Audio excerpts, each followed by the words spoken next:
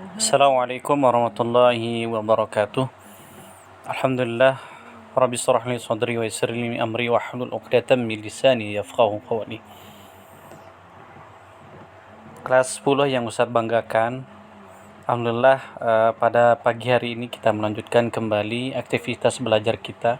Semoga apa yang kita lakukan diberkahi oleh Allah Subhanahu wa taala. Sebelumnya kita sudah belajar terkait dengan istilah besaran-besaran pada gerak. Ada jarak, perpindahan, kecepatan, dan lain sebagainya. Untuk hari ini, insya Allah kita akan belajar lanjutan dari materi sebelumnya, yaitu tentang gerak lurus. Gerak lurus, seperti yang kita lihat di gambar, ada kereta api, contohnya, kemudian ada pesawat, kemudian orang yang naik mobil, dan sebagainya. Nah, gerak lurus ini terbagi menjadi dua.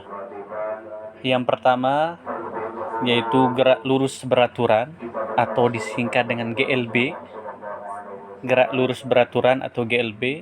Kemudian yang kedua, gerak lurus berubah beraturan atau GLBB. Apa bedanya? Nanti Ustadz akan jelaskan di sini. Untuk gerak lurus beraturan, yaitu gerak suatu benda pada lintasan yang lurus, di mana pada setiap selang waktu yang sama, benda tersebut menempuh jarak yang sama. Atau dengan kata lain, gerak suatu benda pada lintasan lurus dengan kelajuan atau kecepatan yang tetap atau sama. Jadi kata kuncinya adalah kelajuannya atau kecepatannya sama. Nah, bisa kita lihat di sini di grafik antara kecepatan dengan waktu. Nah, coba dilihat, kecepatannya selalu konstan atau tetap atau sama. Itu kalau udah 5 seterusnya, begitu seterusnya ya. Nah, secara singkat, persamaan pada gerak lurus beraturan itu dirumuskan dengan, bisa dilihat di sini, S sama dengan V kali T. S sama dengan V kali T. Ini ada keterangannya di sini.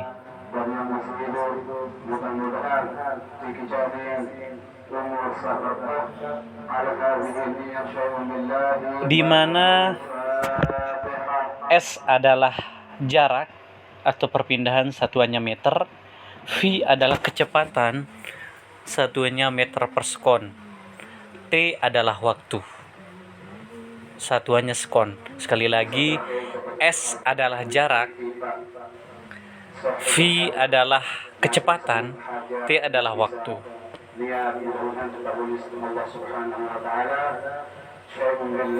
Nah, ini ada contoh soal. Jika V-nya sama dengan 5 meter per sekon, sedangkan T sama dengan 4 sekon, maka jaraknya adalah, tinggal kita masukkan ke persamaan. S sama dengan V kali T, 5 kali 4, 20 meter. Nah, ini ada contoh soal yang lain, yang lebih high. Sebuah mobil bergerak dengan kecepatan tetap 45 km per jam. Hitung jarak yang ditempuh mobil selama 10 sekon. Syarat untuk bisa masuk ke dalam persamaan adalah satuannya harus standar atau satuan internasional. Nah, 45 km per jam ini kita harus rubah ke meter per sekon. Bagaimana caranya? Nah, bisa dilihat di sini. 45 km per jam, kita rubah dulu. 1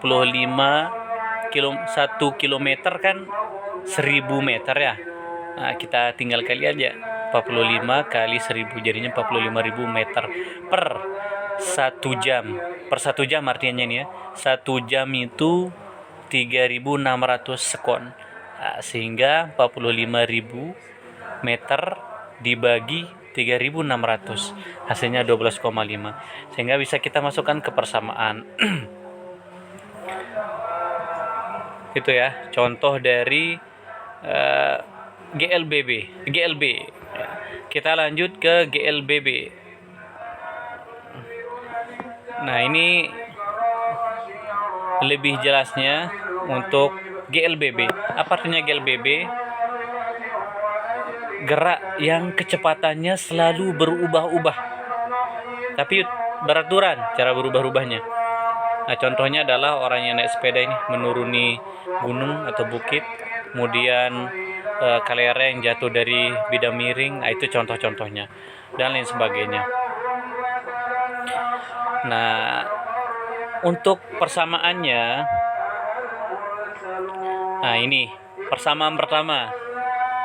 Untuk mencari kecepatan pada waktu tertentu bisa menggunakan persamaan A kali T per V0. Vt sama dengan A kali T plus V0, di mana Vt adalah kecepatan akhir. Bagaimana kecepatan akhirnya? A adalah percepatan. Percepatan ini adalah perubahan kecepatannya tiap waktu. V0 adalah ada kecepatan awalnya. T adalah selang waktu. Nah, persamaan kedua ini untuk mencari jaraknya. Kalau ini untuk mencari kecepatan. Kalau ini untuk mencari kecepatan, ini yang dikurung ya, dikurung. Untuk mencari jarak tempuhnya. S sama dengan V0 kali T plus setengah A kali T kuadrat. Nah, bisa dilihat keterangannya di sini. S adalah jarak yang ditempuh, V0 adalah kecepatan awal. Ingat ya, kalau ada 00-nya itu pasti kecepatan awal. T adalah selang waktu, A adalah percepatan. Nah, rumus keduanya, nah ini tergantung permintaan soal nanti ya. Tergantung yang ada di soal dan tergantung yang ditanyakan di soal. Nah, ini Vt kuadrat sama dengan 2AS plus V02 V0 kuadrat. Nah, ini bagaimana contoh soalnya? Kita lihat ya. Benda yang semula diam kemudian didorong sehingga bergerak dengan kecepatan tetap 4 meter per sekon kuadrat. Berapakah besar kecepatan benda tersebut setelah bergerak 6 sekon? Berarti yang ditanyakan apa? Iya, Vt setelah bergerak 6 sekon. Kita tulis diketahuinya dulu. V0-nya bernilai berapa? Iya, karena benda yang semula diam berarti V0 atau kecepatan awalnya 0 adalah 0. Nah, percepatannya berapa di sana? Iya, 4 meter per sekon. Waktunya 6 sekon. Nah, kita tinggal masukkan persamaan Vt sama dengan V0 plus AT. 0 plus 4 meter per sekon kuadrat kali 6, hasilnya 24. Kenapa kita tidak pakai rumus yang lain? Nah, karena yang diketahui di soal itu yang ditanyakan di soal itu kecepatan sesaat atau kecepatan pada saat tertentu, dan yang diketahui di soal adalah sesuai data yang ada di rumus tersebut, sehingga bisa kita pakai rumus pertama. Nah, ini mungkin rumus yang kedua ya. Nah, ini bisa dilihat.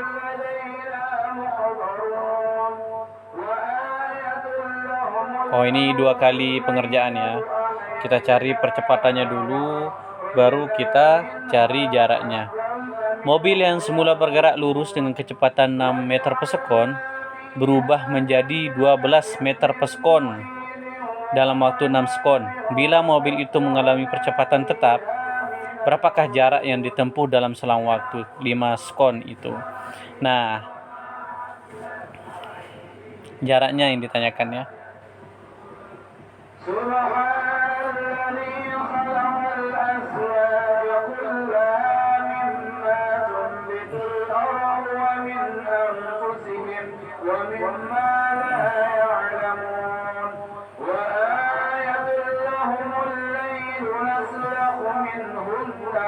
Oke, seperti yang Ustadz katakan,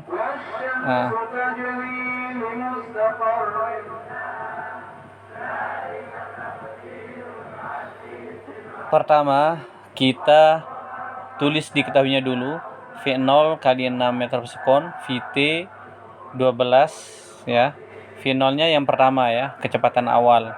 Itu nomor 6 meter per sekon, VT-nya 12 meter per sekon, T-nya 5 sekon. Yang ditanyakan adalah jarak. Kita lihat persamaan dari jarak. Nah, ini.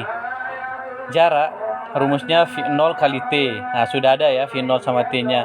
Kali setengah AT kuadrat. T-nya sudah ada. Nah, yang belum ada di sini adalah nilai A atau percepatannya. Cara mencari nilai A itu dengan rumus yang pertama tadi itu. Karena VT sama V0-nya sudah ada dan T-nya sudah ada. Nah, kita cari dengan rumus yang pertama. Nah, hasilnya 1,2. Tinggal pindah ruas dan lain sebagainya. Baru kita masukkan ke persamaan yang kedua. Nah, hasilnya 45 meter. Itu saja mungkin untuk pertemuan kali ini. Insya Allah untuk lebih jelasnya pekan depan Ustadz jelaskan ulang dan kita latihan. Silakan dicatat yang perlu dicatat. Catat rumus, keterangan, judul rumus, keterangan, kemudian contoh soalnya. Pekan depan Ustadz cek catatannya. Sadar Ustadz, kita tutup dengan doa kafaratul majlis. Subhanakallah wa bihamdika. Assalamualaikum warahmatullahi wabarakatuh.